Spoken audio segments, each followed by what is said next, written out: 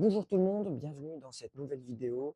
Aujourd'hui, je vais vous faire le review du livre de Jim Collins, donc de la performance à l'excellence. On y va. Je suis Mathéo, étudiant en immobilier. Je vous fais cette vidéo pour vous donner un petit résumé afin que vous puissiez mieux comprendre le contenu de ce livre. Et deuxièmement, c'est un petit peu pour moi-même aussi, afin de mieux mémoriser le contenu et aussi ça va servir comme documentation dans mon voyage d'entrepreneur. Sans perdre du temps, on y va pour le review. Alors, concernant cette analyse empirique, l'écrivain a pris en compte plusieurs éléments que je ne vais pas citer parce qu'il y en a plusieurs, mais il a déterminé à partir de ces éléments 11 entreprises qui ont réussi plus que d'autres, qui ont atteint l'excellence. Donc aujourd'hui, on va étudier quels sont ces éléments et pourquoi ces entreprises ont réussi plus que d'autres. Alors, sur ce, on commence par les éléments. Alors, ces 6 éléments sont catégorisés dans 3 parties différentes. Première partie, c'est le personnel déterminé. Une entreprise d'excellence contient un leadership de niveau 5. Qu'est-ce que ça signifie? Un leader de niveau 5, c'est quelqu'un qui est humble dans le plan personnel et qui a une détermination féroce dans le plan professionnel. C'est quelqu'un qui est prêt à tout donner dans le plan professionnel afin d'arriver à ses objectifs et à ses résultats. Cependant, cette personne-là, c'est pas une personne qui va se vanter, qui a une ego, mais c'est une personne qui va rester humble parce que l'ego va rendre l'entreprise médiocre. Une personne qui motive son personnel avec sa humilité, c'est un leader de niveau 5. Pour faire un petit exemple, il y a le miroir et la fenêtre. En fait, le leader de niveau 5, il va regarder dans le miroir pour se responsabiliser quand lui, il a une influence sur les actions et sur les résultats et il va regarder par la fenêtre sur des choses qu'il ne peut pas contrôler.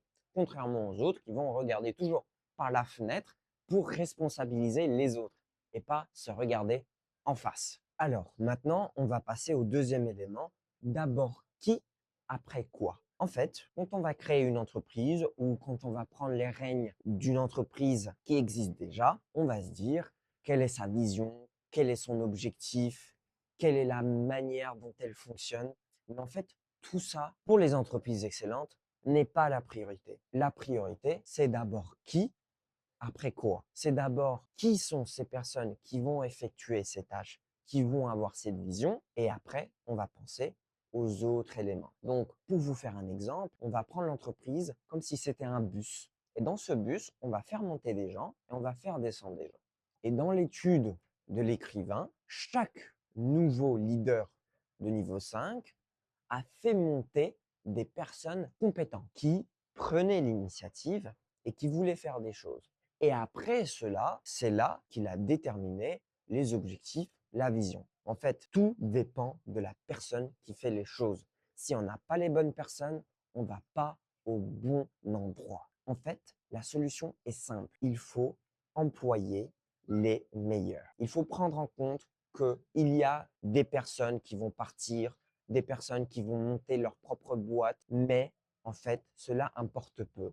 Il faut les meilleurs qui prennent l'initiative et qui vont faire évoluer la boîte. La rémunération ou les techniques de rémunération importent peu si on ne va pas donner de l'emploi à la bonne personne.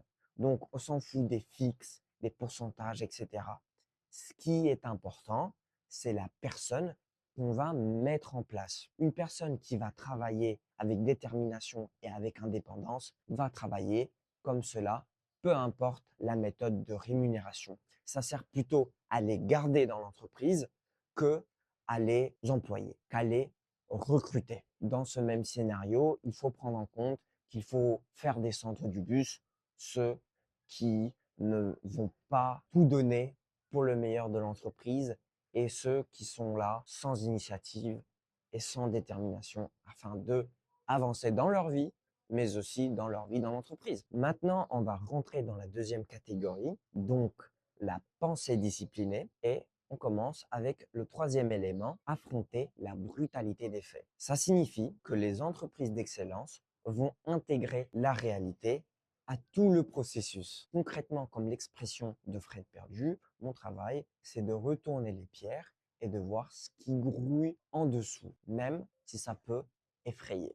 Dans les entreprises d'excellence, tout passe par un climat d'écoute. Ce climat d'écoute se fait en dirigeant avec des questions et pas avec des réponses, en menant un climat où le dialogue est permis, où les débats sont toujours présents afin de mieux avancer et de trouver la bonne solution pour l'entreprise. Il y a aussi le fait de mener une autopsie tout au long de la vie de l'entreprise. Cela veut dire faire un diagnostic et reprendre les éléments sans jugement pour atteindre ce climat d'écoute. Et finalement, c'est comme regarder nous-mêmes et regarder les autres. Il faut aussi avoir des alertes où il faut prendre en compte l'information, l'actualité, ce qui se passe autour de nous et faire les améliorations en sorte que l'entreprise ne reste pas derrière et en sorte que l'entreprise garde l'avancement sur les autres. L'écrivain va décrire ce processus par le paradoxe de Stockdale. En fait, il faut garder sa confiance en soi, peu importe les circonstances, mais aussi il faut affronter la brutalité des faits, même si elle est très dure. On va maintenant parler du quatrième élément, donc le concept du hérisson. Qu'est-ce que ça signifie? En fait, on va prendre l'exemple du hérisson. Celui-ci, euh, qui vit dans un monde qui est complexe, va simplifier ce monde en créant une guide organisationnelle qui est composée d'un concept ou d'un principe de base qui va diriger, qui va guider chaque pas de son existence. Donc, pour une entreprise, c'est pareil. Il faut avoir une vision, un concept de base qui va guider cette entreprise vers la réussite. Il ne faut pas essayer de tout faire, car quand on essaye de tout faire, on va rien faire. Donc, concrètement, pour ces entreprises, ils vont se poser la question, est-ce que je peux être le meilleur à quelque chose? Quels sont les domaines où je ne peux pas être le meilleur? Et si je ne suis pas le meilleur, pourquoi le faire? Ces entreprises vont être les meilleures à quelque chose. Peu importe ce que cela concerne, ils vont être les meilleurs à quelque chose. Cela se fait par les trois cercles. En fait, c'est le fait d'aimer ce qu'on fait, c'est le fait d'être bon à quelque chose et le fait qu'il y ait un intérêt économique à cette chose. En alignant ces trois éléments, donc quelque chose qu'on aime faire, quelque chose qu'on sait faire et quelque chose où on peut gagner de l'argent, ils vont trouver des domaines où ils peuvent être les meilleurs. Et c'est la même chose pour nous dans notre vie de tous les jours. Pour créer un business, il faut trouver euh, ce milieu-là où on peut s'amuser, on peut gagner de l'argent et on peut vraiment faire quelque chose. Concernant la partie faire ce qui nous passionne, franchement, je suis pas trop d'accord. Je fais ces vidéos-là, c'est pas que ça me passionne, ça me plaît, mais je sais qu'il y a un intérêt économique en mon futur et que c'est quelque chose que je sais faire. Mais pour moi, la passion, quand on va monter un business, c'est pas. On peut faire des choses qui nous plaisent, mais la passion, c'est un mot qui est très impactant. Il y a peu de choses qui nous passionnent et qui vont nous réveiller chaque matin. C'est plutôt notre discipline qui va nous réveiller. C'est pas la passion. Il faut bien prendre en compte que le concept d'hérisson prend du temps. Ça peut prendre 2, 3, 5, 10 ans. Mais au moment où on l'a trouvé, là, on va s'approcher de la percée, que j'expliquerai plus tard. Autre chose concernant ce concept, pour l'atteindre le plus rapidement possible, il faut qu'il y ait des directives de ces dirigeants de stade 5. Il faut toujours passer par le questionnement pour mieux avancer. Il faut qu'il y ait ces dialogues et ces débats. Et finalement, il faut avoir ces analyses et ces autopsies pour améliorer l'entreprise. Plus on va faire ce rond d'étapes, plus de ronds on va faire. C'est là que rentre le volant d'inertie, plus on va avancer et on va atteindre le concept d'hérisson, plus on va avancer et plus on va s'approcher du concept d'hérisson. Cinquième élément, on va rentrer dans la troisième catégorie, donc l'action disciplinée. On va parler d'une culture de discipline.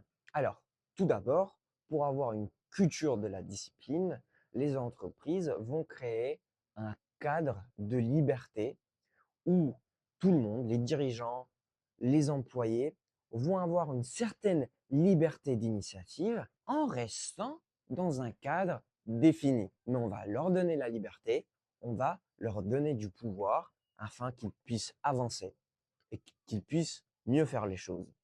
On ne va pas être strict, on ne va pas avoir une bureaucratie qui est déraisonnable, on va leur donner la liberté d'agir. Deuxièmement, ça rentre dans d'abord qui après quoi. Notre but, ce n'est pas de surveiller nos employés.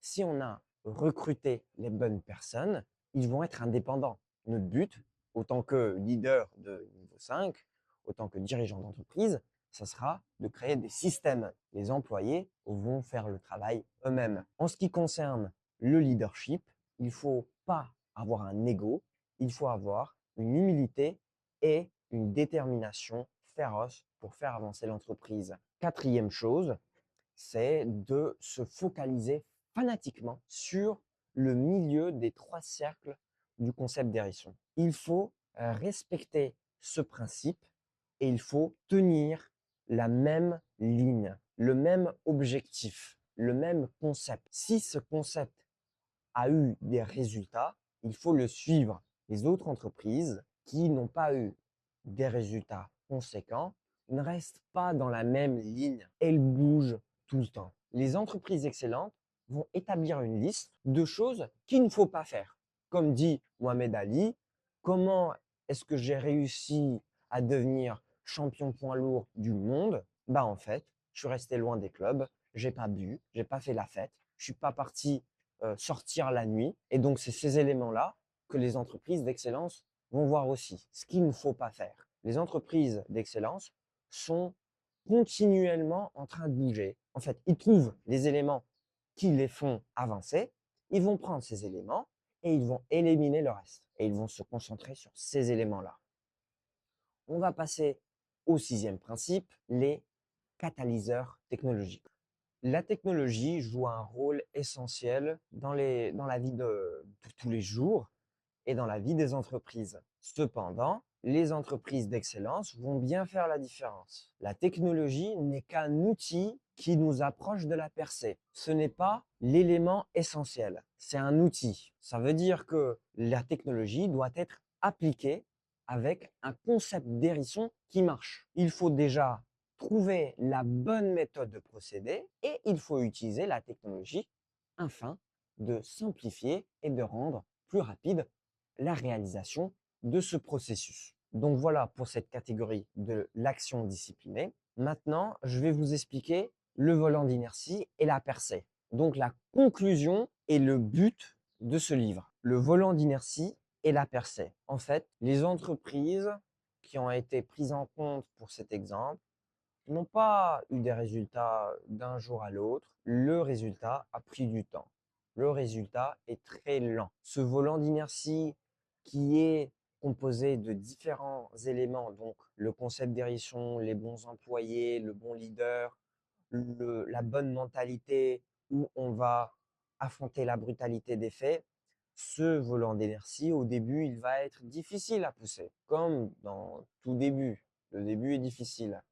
Donc, on va mettre du force à le faire tourner. Mais plus on va le faire tourner, plus ça deviendra rapide et moins on va mettre de la force. Donc, en fait, c'est le même principe. Il faut tellement pousser qu'au bout d'un moment, ça devient de plus en plus facile. C'est une répétition de ces principes. Il faut rester dans la même voie et au bout d'un moment, on va avoir la percée et des résultats irraisonnables qui vont paraître irraisonnables parce que ces résultats ne sont pas irraisonnables. Les gens vont penser que on a atteint la réussite en un jour, mais en fait, c'est pas vrai. C'est tout un processus qui s'est fait. Et pour que ce processus se fasse, il faut qu'il y ait du travail derrière. Et même pour moi, pour vous, il faut que tous les jours, il y ait un travail qui est fait individuellement, que personne ne va voir, mais qui va se voir au moment de la percée. Mais il faut arriver à cette percée. Il faut accumuler cet élan. Et en fait, dans une équipe, il ne faut pas motiver les gens en parlant du futur, des résultats potentiels, etc. Il faut montrer ces résultats via ce volant d'inertie et les gens, ils vont voir les résultats et ils vont rester grâce à nos résultats. Donc voilà pour cette vidéo. En fait, le vrai but de ce livre, c'est encore une fois comme d'autres livres, vous pouvez regarder d'autres reviews ici si vous souhaitez, de montrer un système avec des principes qui va faire en sorte que l'entreprise avance. Un volant d'inertie, certaines actions répétées de manière régulière et à chaque fois en apprenant, en faisant une autopsie de chaque action pour mieux les faire après. Et ces éléments-là vont faire en sorte qu'il y ait une percée. Cette percée sera lente, ça va prendre du temps, mais ça ne veut pas dire que les actions que moi ou que vous faites aujourd'hui ne servent à rien.